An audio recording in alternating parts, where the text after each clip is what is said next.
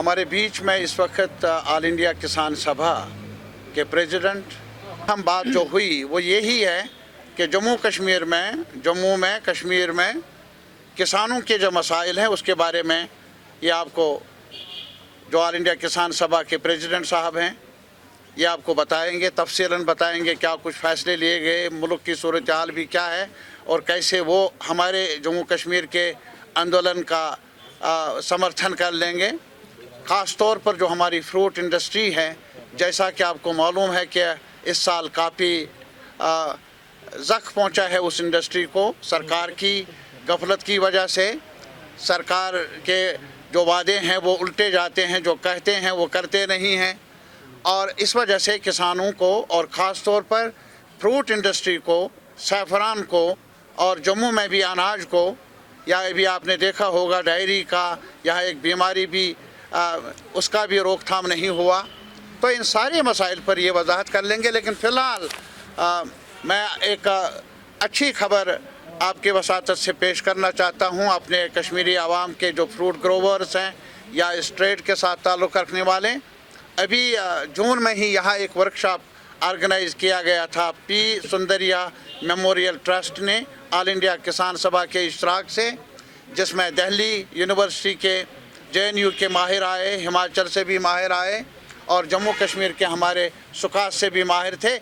इसके अलावा senior level के फंक्शनरीज ऑल इंडिया किसान सभा के और जम्मू कश्मीर के किसान तहरीक के शामिल रहे। आज हम जो यहाँ आए थे, किसान तहरीक का सम्मेलन कश्मीर का आज यहाँ पर हुआ श्रीनगर में, और पिछले कुछ महीनों से 2-3 महीनों से पूरे मुल्क के अंदर किसान सभा के राज्य के सम्मेलन होने जा रहे।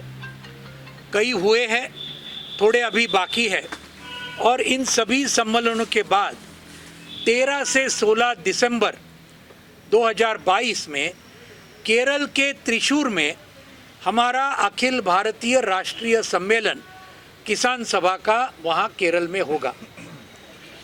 आज भी यहाँ उसके लिए नुमाइंदे चुने गए जो हमारे केरल के सम्मेलन में कश्मीर से आएंगे, जम्मू से आएंगे, उनका ऑलरेडी चुनाव हुआ है।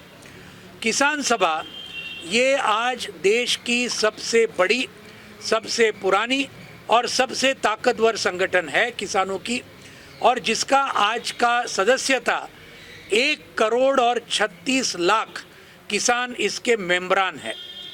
तो ये बहुत बड़ी बात है। 25 राज्यों में ये फैली हुई है और इसके ये सब सम्मेलन चल रहे हैं। इन सम्मेलनों के अंदर आज मैं यहाँ कश्मीर के सम्मेलन के लिए आया था। जो सवाल जो हमने लिए आज के सम्मेलन में, सबसे बड़ा सवाल जो है कश्मीर का कि आज हमारे सेब के उत्पादन करने वाले जो किसान हैं, धान के किसान हैं, फिर हमारे डेयरी फार्मर्स है, सैफरन के किसान हैं, आज उनका सबसे बड़ा जो समस्या है कि उनके आज खेती माल को सही दाम आज नहीं मिलता है। ये बहुत बड़ी समस्या आज सिर्फ कश्मीर में नहीं, पूरे देश में ये समस्या है। और ये इसके लिए सेब का सवाल तो बहुत है। ये अभी जो हमने किताब जो रखी, जो तारिक अमीर साहब ने आपके सामने रखी, उसमें सेब के सभी सवाल हमने इकट्ठा किए हैं और इसके ऊपर आज बड़ा संघर्ष कश्मीर में, हिमाचल में, उत्तराखंड में हमने शुरू किया है, क्योंकि आज लागत खर्चे का 1.5 गुना दाम हर किसान के हर फसल को मिलना चाहिए। ये हमारी बुनियादी मांग है। ये सिर्फ हमारी मांग नहीं, ये किसने सिफारिश की थी? ये सिफारिश की थी राष्ट्रीय किसान आयोग ने, जिस आयोग को मनमोहन सिंह साहब के सरकार ने गठित किया था 2004 में। 2006 में इस आयोग ने अपना पूरा रिपोर्ट पेश किया और पहली सिफारिश ये थी कि अगर 4 लाख किसानों की आत्महत्या जो पिछले 25 साल में हुई है, उनको अगर रोकना है तो पहली बात ये करनी होगी, हर एक किसान के हर एक फसल को आज लागत खर्चे का 1.5 गुना दाम देने वाला केंद्रीय कानून बनाना होगा। ये पहली बात, इसके लिए आज यहाँ पर चर्चा हमारी हुई। ये सेब के लिए भी लागू है, ये धान के लिए भी लागू है, ये दूध के लिए भी लागू है, हर फसल के लिए लागू है ये अगर केंद्रीय कानून होगा तो ही किसान कुछ हद तक बच सकता है, नहीं तो वो बचेगा नहीं। एक तो वो आत्महत्या करेगा या तो अपनी ज़मीन को खो देगा, जो दोनों चीज़ आज पूरे देश में हो रही है।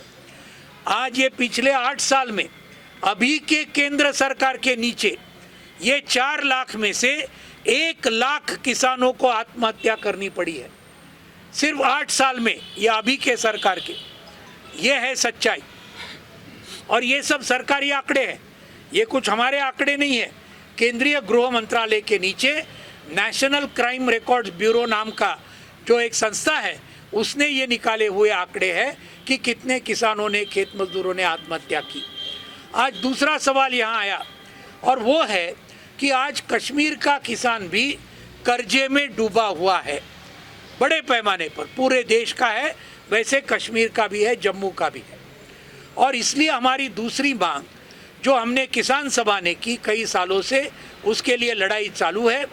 और संयुक्त किसान मोर्चा ने भी, जिन्होंने किसान आंदोलन का दिल्ली का इसका नेतृत्व किया था, हमने तय किया है कि हमारी दूसरी मांग ये होगी, पूरे भारतवर्ष के अंदर सभी किसानों का सभी कर्जा, कि खेत मजदूरों का कर्जा केंद्र सरकार ने एक बार माफ़ करना चाहिए।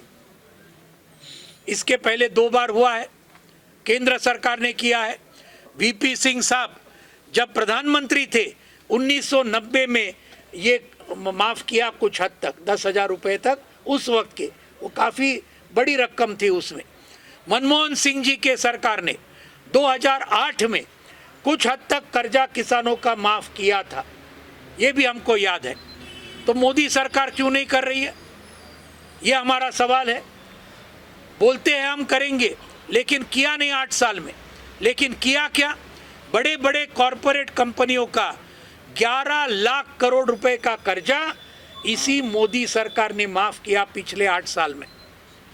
यानी मुट्ठी भर कॉरपोरेट का कर्जा माफ़ करने के लिए आपके पास पैसे है, लेकिन किसान खेत मजदूर जो खुदकुशी कर रहे हैं, आत्महत्या कर रहे हैं, उनका कर्जा माफ़ करने के लिए, उनका कर्जा कितना है, 25,000, 50,000, 1 लाख रुपया, ज़्यादा तो नहीं है।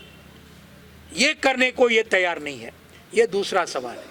तीसरा जो सवाल है, जो आज हमने इस सम्मेलन में चर्चा किया, वो सेब के लिए भी है, धान के लिए भी है, सब के लिए है।